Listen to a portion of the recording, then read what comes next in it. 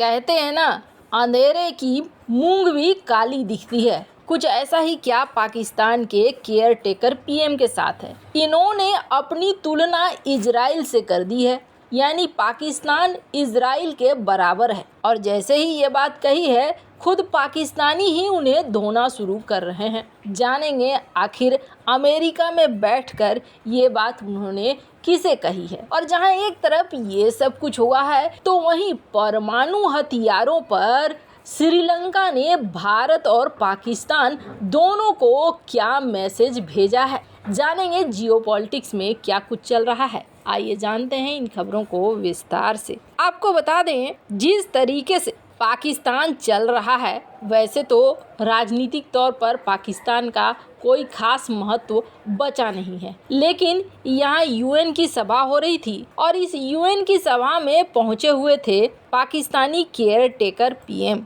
और जैसा कि हमने आपको अपनी खबर में बताया कि यूएन में भारत के खिलाफ इन्होंने बोला, तो भारत की तरफ से जो क्लास लगी, उस क्लास को तो ये कभी नहीं भूलेंगे। स्क्रीन पर आप आर्टिकल देख सकते हैं, जिसमें ये कहा गया कि दुनिया का सबसे बड़ा गंदा रिकॉर्ड रखने वाला मानव अधिकार के मामले में देश है पाकिस्तान। इतने कड़े रूप से किसी ने भी जवाब नहीं दिया होगा पाकिस्तान के केयर टेकर पीएम का। लेकिन मैं चाहती हूँ कि आप थोड़ा सा ये वीडियो सुनिए। We are very clear that there are people who would qualify Pakistan as China's Israel. It is probably more a good analogy for American audience, because you do understand and appreciate the value of Israel for United States. ये एक interview के दौरान इन्होंने बात कही। क्या बात कही है? इन्होंने कहा कि देखो, जैसे ना अमेरिका के लिए इजराइल है ना, वैसे ही चाइना के लिए पाकिस्तान है। एक तो या तो इनको समझ नहीं है, क्या कह दिया इन्होंने इनको खुद ही पता नहीं है, कुछ ही बोलकर चले आए। और ये मैं नहीं, उनके पत्रिका, उनकी मीडिया भी कह रही है। इन्होंने स्क्रीन पर देखिए, इनके मीडिया ने धोना शुरू किया और कहा कि देखो, जैसे ही पीएम ने इजराइल यूएस के साथ कंपैरिजन कर दिया, वैसे ही सोशल मीडिया में हंगामा मचा हुआ है। फिर इन्होंने कहा, डाउन की रिपोर्ट देखिए, कि बड़ा पुअर लैंग्वेज इस्तेमाल किया गया पीएम कक्कर के द्वारा। मतलब पाकिस्तानी मीडिया ही खुद कक्कर को धोने लगी। अब भले कक्कर को नहीं पता हो, लेकिन अमेरिका और इजराइल के रिश्ते एकदम से अलग हैं। हाल फिलहाल में अमेरिका और इजराइल के बीच में जो फॉरेन एड है, उसको लेकर एक रिपोर्ट दी गई। स्क्रीन पर आप आर्टिकल देख सकते हैं। इसी साल मार्च के महीने में 1 मार्च को ये रिपोर्ट दी गई थी। और इस रिपोर्ट में क्या बताया गया कि अब तक इजराइल को अमेरिका ने $158 बिलियन दे दिए हैं। और आपको बता दूं, ये कर्जा नहीं है, ये यूं ही गिफ्ट में दे दिया है। क्यों? क्योंकि इजराइल और अमेरिका के बीच में बहुत ही इम्पोर्टेंट रिश्ते हैं कई सेक्टर में। इसके अलावे कहा जाता है कि जल्द ही और भी सारी चीज़ें देगा, जिसमें $38 बिलियन की मिलिट्री एड भी शामिल है।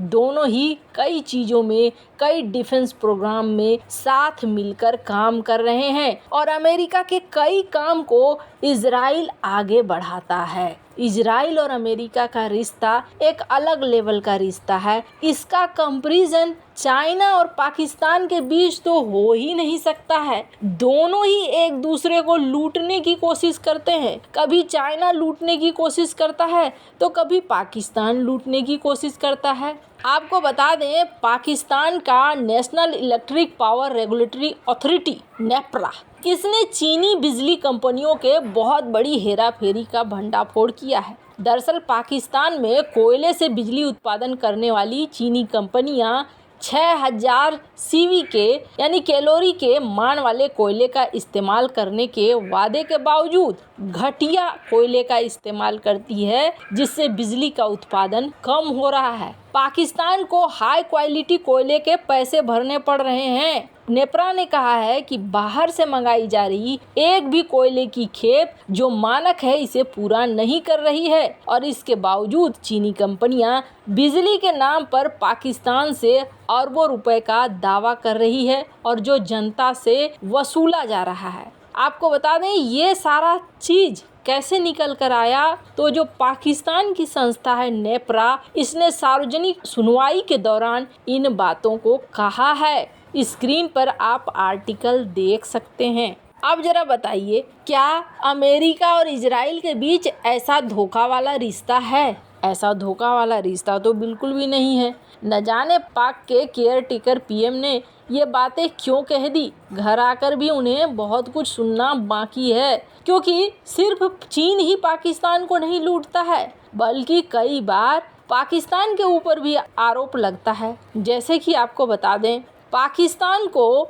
आईएमएफ से मदद चाहिए थी और आईएमएफ से मदद लेने के लिए पाकिस्तान के ऊपर ये आरोप लगे कि चीन को धोखा देकर सीपीसी में चाइना से अब रास्ता हटा रहा है, यानी धीरे धीरे अमेरिका के पाले में जा रहा है पाकिस्तान। और यूक्रेन को जो हथियार देने का मामला है, ये मामला पाकिस्तान ने चीन को अंधेरे में रख के किया है। अब ये सब देखकर तो यही लग रहा है कि इन दोनों की स्थिति तो एक अलग लेवल की है। इसमें अमेरिका और इजराइल बेचारे दोनों सोच रहे होंगे कि ये क्या बोल दिया। आपको बता दूं, अमेरिकी मीडिया ने कोई तवज्जो नहीं दिया अभी तक इस मामले पर, क्योंकि पाकिस्तान अंतर्राष्ट्रीय समुदाय में खो गया है। वरना किसी और देश के पीएम ने अगर ये बात कही होती तो इंटरनेशनल मीडिया की हेडलाइन बन गई रहती। खैर, जहां एक तरफ ये सब कुछ हो रहा है तो वहीं दूसरी तरफ श्रीलंका ने भारत और